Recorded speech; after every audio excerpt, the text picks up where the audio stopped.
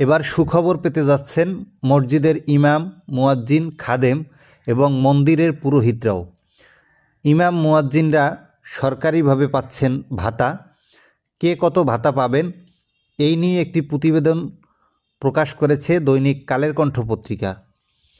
কালের কণ্ঠ পত্রিকায় মসজিদের ইমাম, মুয়াজ্জিন ও খাদেমদের জন্য যে ভাতার রিপোর্টটি প্রকাশ করা হয়েছে আপনাদের সামনে সেটি এখন হুবহু তুলে ধরছি।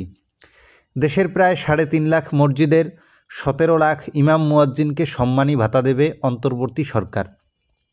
পাশাপাশি মসজিদের খাদেমদেরও দেওয়া হবে এই ভাতা। প্রাথমিকভাবে ইমাম পাবেন 5,000 টাকা, মুয়াজ্জিন 4,000 এবং খাদেম 3,000 টাকা করে পাবেন।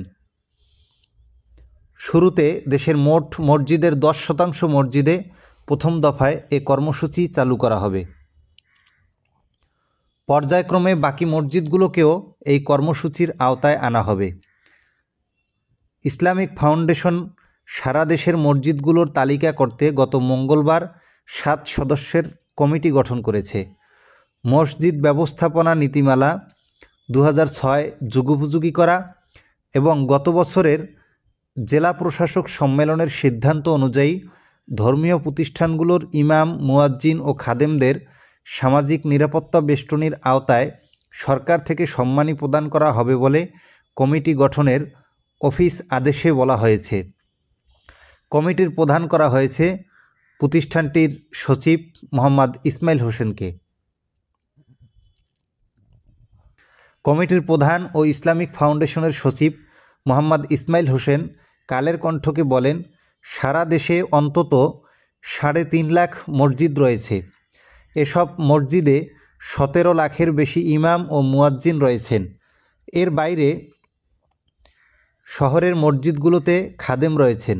সরকার পরীক্ষামূলকভাবে প্রথম দফায় দেশের 10% মসজিদে এ কর্মসূচি চালু করবে। পরে ধাপে ধাপে সব মসজিদ এর আওতায় আসবে। কর্মসূচির আওতায় প্রতিটি মসজিদকে 12,000 করে টাকা দেওয়া হবে। ধর্ম মন্ত্রণালয় সূত্রে জানা গেছে, একইভাবে মন্দিরের পুরোহিত ও অন্যান্য ধর্মীয় উপাসনালয়ের সংশ্লিষ্ট ব্যক্তিরাও এ ভাতার আওতায় আসবেন।